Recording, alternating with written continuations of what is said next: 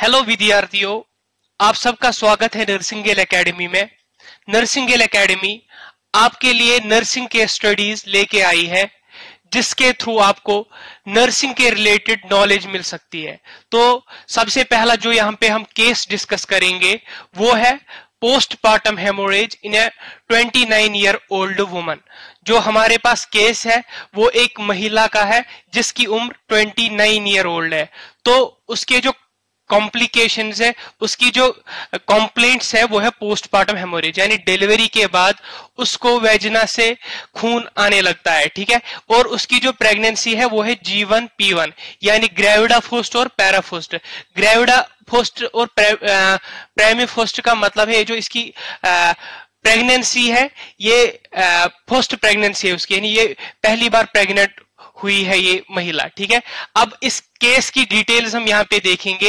ये जो महिला है इसकी उम्र 29 ईयर ओल्ड है और ये रीएडमिट यानी फिर से ये हॉस्पिटल में एडमिट हुई है क्योंकि उसको वेजिनल ब्लीडिंग हो रही थी डिलीवरी के एक हफ्ते बाद। तो डिलीवरी के द्वारा इसको कोई कॉम्प्लिकेशन ही नहीं था, कोई ब्लड लॉस नहीं था क्योंकि, और इसको कोई एनेस्थीसिया ही नहीं दिया गया था। तो इसने रिपोर्ट किया हॉस्पिटल में कि इसको ब्लीडिंग हो रही थी 5th डे ऑफ डिलीवरी से, यानी डिलीवरी के बाद 5वें दिन से इसको वेजिनल ब्लीडिंग होने लगी। तो इसी के द्वारा इसने अपने आप को रीएडमिट किया हॉस्पिटल में। तो हर दिन ये 200 mg ऑफ इबुप्रोफेन ले रही थी डिलीवरी से आज तक, ठीक है, यानी हर दिन ये इबुप्रोफेन ले रही थी। तो अब यहाँ पे कुछ क्वेश्चंस है जो कि इस केस के रिलेटेड है, जैसे इस केस के रिलेटेड कौन से कारण हो सकते हैं और मैनेजमेंट क्या है इस केस का ताकि हम इसको रोक सके। और तीसरा जो है कौन से चांसेस है ताकि ये जो क्लाइंट है वो ओबस्ट्रक्टिव शॉक से बच सके या जा सके, ठीक है। Very good.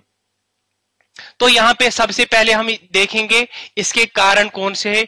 यहाँ पे जो पोस्टपार्टम हेमोरेज आपको पता ही है, पोस्टपार्टम हेमोरेज खून का बहना, वेजिना से खून का बहना डिलीवरी के बाद, ठीक है। यहाँ पे क्या होता है, एक हफ्ते बाद वेजिना से खून बहने लगता है, ठीक है, इसीलिए इसको सेकेंडरी पोस्टपार्टम हेमोरेज भी बोलते हैं।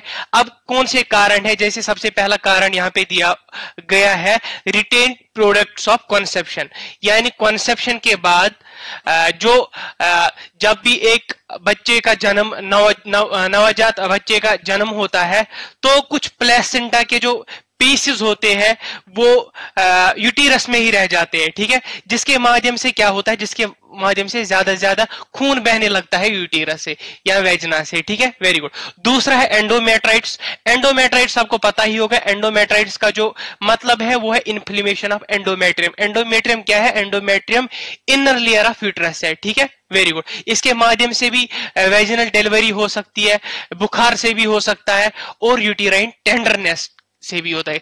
जब भी हम पाल्पेट, जब भी हम यूटीरस देखते हैं तो उसको पेन लगने लगेगा, ठीक है। तो उसके माध्यम से भी हमें पता चलेगा कि इस महिला को खून बहने लगता है, ठीक है। Very good. और तीसरा जो काज है यहाँ पे दिया गया है वो है सब involution of the placental site, यानी ये जो यूटीराइन ब्लड वेसल्स है ये फेल हो जाते हैं, ये अटैच नहीं होते हैं प्लेसेंटल साइट पे, ठीक है। Very good.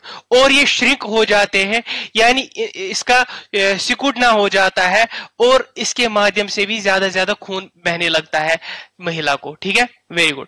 इसके बाद अगला जो कारण है वो है यूटीराइन एटोनी। यूटीराइन एटोनी क्या होता है, इसमें जो यूटीरस, महिला का यूटीरस होता है वो फेल होता है, यानी वो उसका अनुबंध नहीं होता है, वो कॉन्ट्रैक्ट नहीं कर पाता है। उस अनुबंध, फेलियर ऑफ यूटीरस, यानी यूटीरस का फेल होना अनुबंध से, तो उसके माध्यम से भी ज्यादा से ज्यादा खून आने लगता है महिला के वेजिना या यूटेरस से, ठीक है। Very good. नेक्स्ट यहाँ पे आप देख सकते हो इबुप्रोफेन यूसेज। इबुप्रोफेन जो है वो एंटीकोगुलेंट नहीं है। एंटीकोगुलेंट्स क्या है, एंटीकोगुलेंट्स वो एजेंट्स है जो खून को रोकते हैं, लेकिन ये जो इबुप्रोफेन ये एक एंटीकोगुलेंट नहीं है। अगर कोई लॉन्ग टर्म यूज करेगा यानी बहुत टाइम के लिए यूज करेगा नेसिडस यानी non sterile anti inflammatory drugs जैसे इबुप्रोफिन है, तो उसके माध्यम से गैस्ट्रो इंटेस्टाइन या ब्लीडिंग रिस्क हो सकते हैं इंडिविजुअल्स में। ठीक है, ये अगला कारण था इसका। इसके बाद हम देखेंगे एक्टिव में हम मैनेज कैसे कर पाएंगे इस ब्लीडिंग को। ठीक है, सबसे पहला है इंटरनल स्टेबलाइजेशन। इंटरनल स्टेबलाइजेशन में सबसे पहला हम देखेंगे यहाँ पे fluid resuscitation, monitor vital signs, ultrasound और ब्लड टेस्ट देखेंगे। ठीक है, वेरी गुड। तो यहाँ पे आप देख सकते हो इंटरनल स्टेबलाइजेशन में फ्लूइड रिसस्टेशन क्या होता है, यानी फ्लूइड देना। ठीक है, ज्यादा पानी देना एक पेशेंट को। ठीक है, तो इसमें हम ज्यादातर जब भी मैनेज करते हैं इस ब्लीडिंग को, तो इस महिला को हम ज्यादा फ्लूइड्स देंगे। Fluids in the form of क्या क्या देख सकते हैं, यहाँ पे हम नॉर्मल सलाइन देख सकते हैं, यहाँ पे हम लैक्ट रिंगर सोल्यूशन दे सकते हैं, ताकि इसका जो सर्कुलेटरी वॉल्यूम है, इसका जो पानी का मात्रा, इसका जो खून का मात्रा है शरीर में वो नॉर्मल रहे और शॉक से वो बच जाए। शॉक क्या होता है, शॉक वो कंडीशन होती है जब भी हमारा शरीर में मतलब अच्छे से ब्लड फ्लो नहीं होता है, बराबर एडिक्वेट ब्लड फ्लो नहीं होता है, उससे शॉक हो सकता है। तो इसी शॉक से बचने के लिए हम फ्लूइड रिसस्टेशन ज्यादा फ्लूइड्स देते हैं।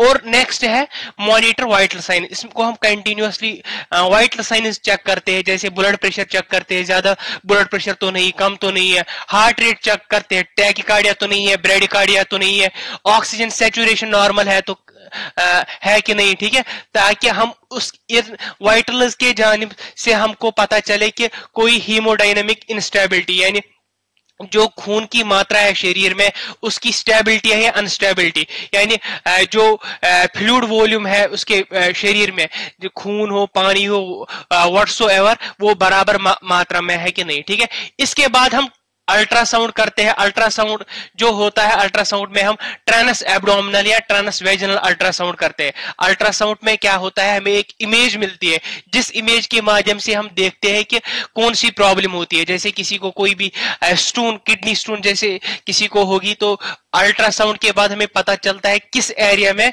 कितनी बड़ी स्टोन होती है। ठीक है, ऐसे ही इसमें क्या करते हैं, इसमें ट्रांस एब्डोमिनल को हम अल्ट्रासाउंड करते हैं वेजिना को, ताकि हमें पता चले कि कौन सा प्रोडक्ट, जैसे हमें ऊपर देखा कि ये जो प्लेसेंटा है उसके कुछ प्रोडक्ट्स अंदर रह सकते हैं यूटेरस में। ठीक है, वेरी गुड। तो यहाँ पे ये अल्ट्रासाउंड के बाद हमें पता चलता है कि कोई प्रोडक्ट्स कंसेप्शन के अंदर तो नहीं रह चुके हैं। ठीक है, वेरी गुड। सब इनोल्यूशन क्या होता है, सब इनोल्यूशन होता है, इसमें जो यूटेरस होता है वो क्या होता है, वो अपनी नॉर्मल पोजीशन पे नहीं आ जाता है। जैसे कि एक महिला जब प्रेग्नेंट होती है, तो प्रेग्नेंट डिलीवरी के बाद उसका जो यूट्रस होता है वो धीरे धीमे अपनी शेप में आ जाता है। तो इसमें यह भी हो सकता है, या प्रेजेंस ऑफ हीमोटोमा। हीमोटोमा क्या होता है, इसमें खून जमा होता है, ब्लड वेसल के बाहर खून जमा होता है।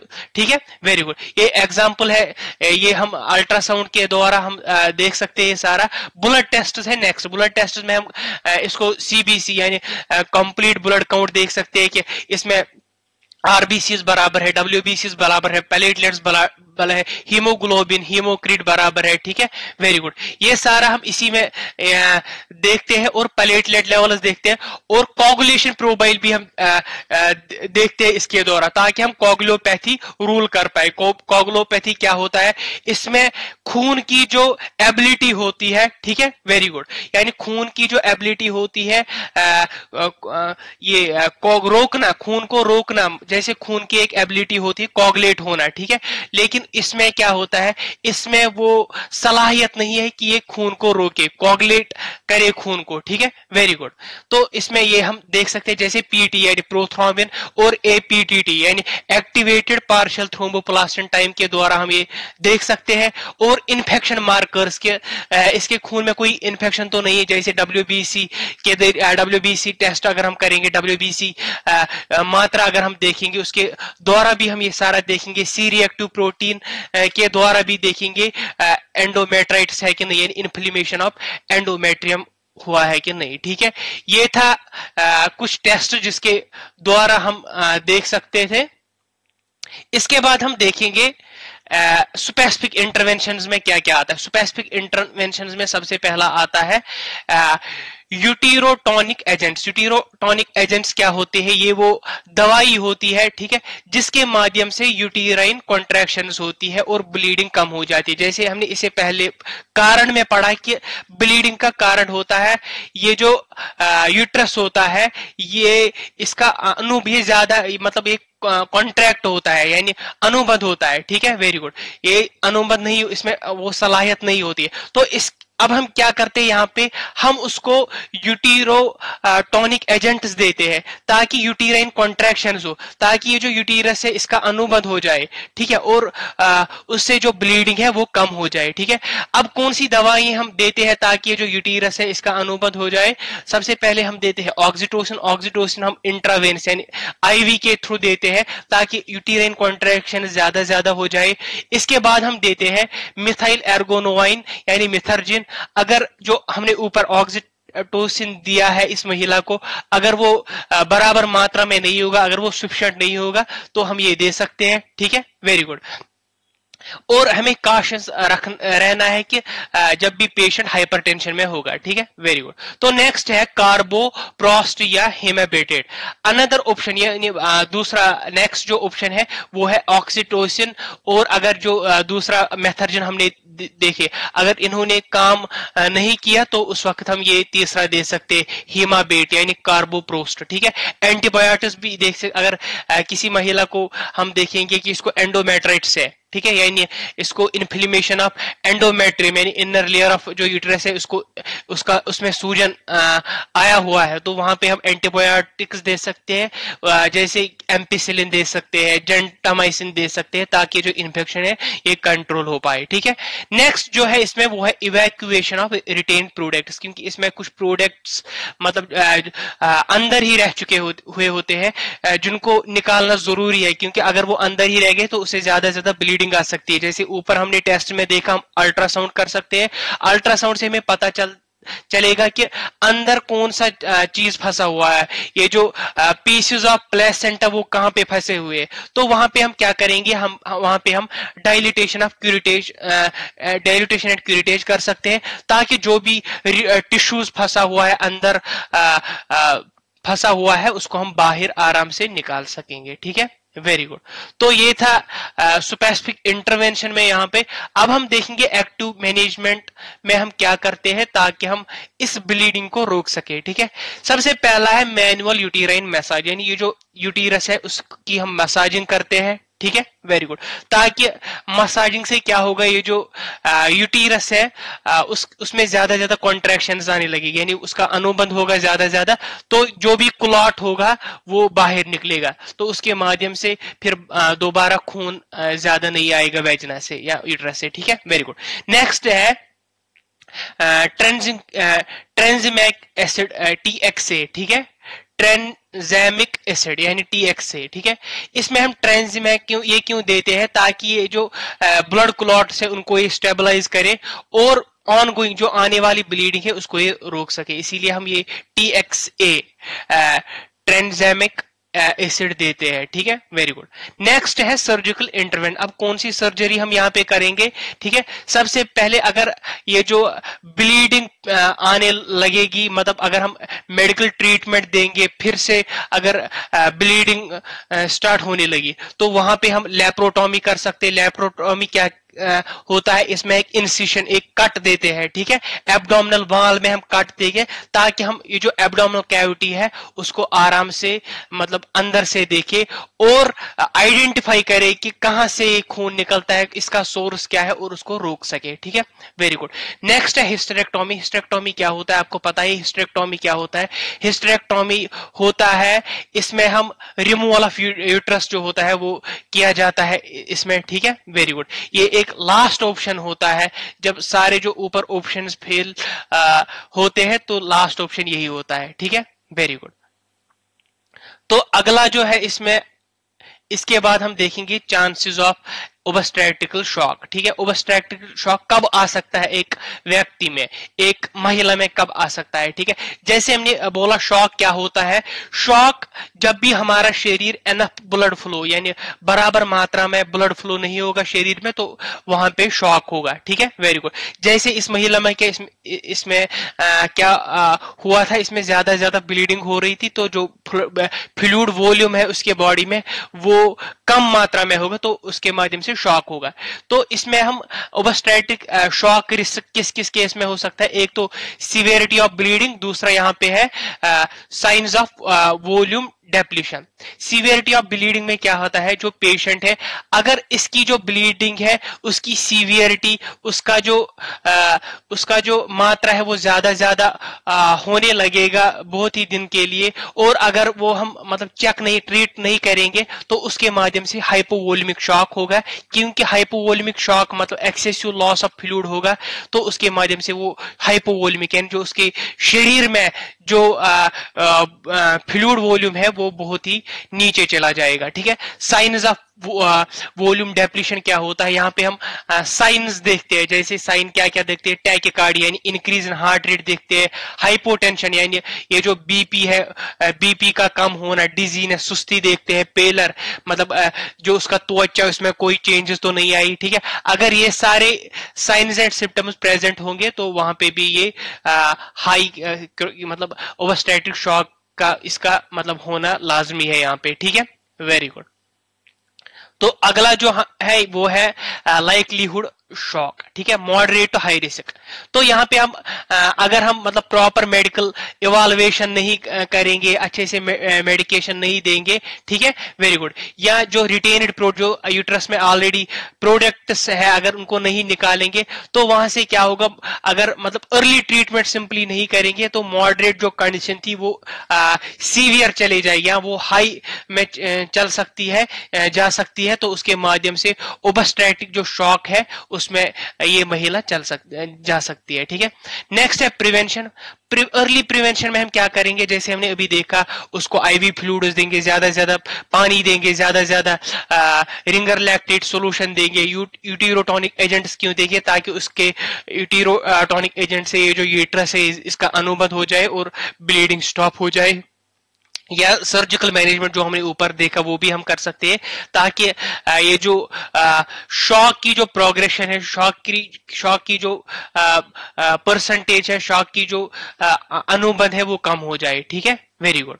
तो अब यहाँ पे इमीडिएट हॉस्पिटलाइजेशन होना है अगर कोई शॉक में चला जाएगा, या क्लोज मॉनिटरिंग हम करते हैं यहाँ पे, मतलब गौर से देखते हैं साइंस एंड वाइटल्स के, इसके जो वाइटल्स है, इसके जो हार्ट रेट है, इसकी जो तो बीपी है, इसका जो टेम्परेचर है वो नॉर्मल रेंजेस में आ रहा है कि नहीं। ठीक है, वेरी गुड। जो केस दिया गया है हमको, तो यहाँ पे हमने देखा कि इस केस में क्या था, इसमें कुछ प्रोडक्ट्स ऑफ कॉन्सेप्शन यानी प्लेसेंटा के कुछ पीसेस फंसे हुए थे। सब इन्वोल्यूशन क्या होता है, ये जो यूट्रस होता है ये अपनी नॉर्मल पोजीशन में नहीं आया था। ठीक है, वेरी गुड। और इसमें हम एक्टिव मैनेजमेंट में हमने इसको आईवी फ्लूइड, ज्यादा से ज्यादा आईवी फ्लूइड दिए, यूटीरोटॉनिक एजेंट्स दिए, पोटेंशियल क्यूरिटेज डाइलिटेशन क्यूरिटेज किया। ठीक है, अगर इसमें इन्फेक्शन था तो उसको एंटीबायोटिक्स दिए। ठीक है, वेरी गुड। तो अगर इस पेशेंट को मतलब ओबस्ट्रैटिक शॉक होने का मतलब डेवलप होने का चांसेस थे, तो वो हमने दूर किया, प्रॉम्प्ट इंटरवेंशन को दिमाग में रख के वो सारा हमने ट्रीट किया यहाँ पे। ठीक है, very good. Prevention of future haemorrhage को रोकने के लिए हम कौन से स्टेप्स ले सकते हैं? सबसे पहला है प्रोफाइलैटिक यूटीरोटॉनिक्स। ठीक है, प्रोफाइलेटिक यूटीरोटॉनिक्स में हम ऑक्सीटोसिन यूज करते हैं ड्यूरिंग डिलीवरी के टाइम हम ऑक्सीटोसिन दे सकते हैं, जिसके माध्यम से पोस्टमार्टम हेमोरेज यानी डिलीवरी के बाद वेजिना ब्लीडिंग, यूटीराइन ब्लीडिंग कम हो सकती है। दूसरा है active management of third stage of labour यानी AMTCL। ठीक है, ये जो AMTCL है ये फ्यूचर डिलीवरीज के लिए है, यानी हमें हमेशा क्या करना है, early clamping of the umbilical cord. ये जो अम्बिलिकल कॉर्ड है, ठीक है, ये हमें अर्ली क्लैंप करना है, कट करना है। 60 सेकंड, जब भी एक बच्चे का जन्म होता है 60 सेकंड से पहले हमें अम्बिलिकल कॉर्ड को कट करना है, ठीक है। कंट्रोल्ड कॉर्ड ट्रैक्शन करना है ताकि ये जो प्लेसेंटा है पूरा निकल जाए बाहर। प्रोफाइलेटिक ऑक्सीटोसिन जो हमने देखा वो भी हम दे सकते हैं ताकि ये जो यूटीराइन कॉन्ट्रैक्शन है ज्यादा ज्यादा यूटीराइन अनुबंध हो और चांस ऑफ ब्लीडिंग कम हो, ठीक है। Very good. न्यूट्रिशनल सपोर्ट में हम क्या करते हैं, हम एनकरेज करते हैं, बढ़ाव देते हैं आयरन और फोलिक एसिड सप्लीमेंटेशन को फ्यूचर प्रेगनेंसी के लिए, ताकि ये जो एनीमिया के रिस्क है वो कम हो जाए, ठीक है, जिसके माध्यम से जो खून ब्लड लॉस होता है वो कम हो जाए और ये जो महिला है ये हेमोरेज से रिकवर हो जाए, ठीक है। Very good. अब कंक्लूजन में हमने क्या देखा, ये केस पढ़ के हमें ये समझ आया ये जो केस है, ठीक है। Very good.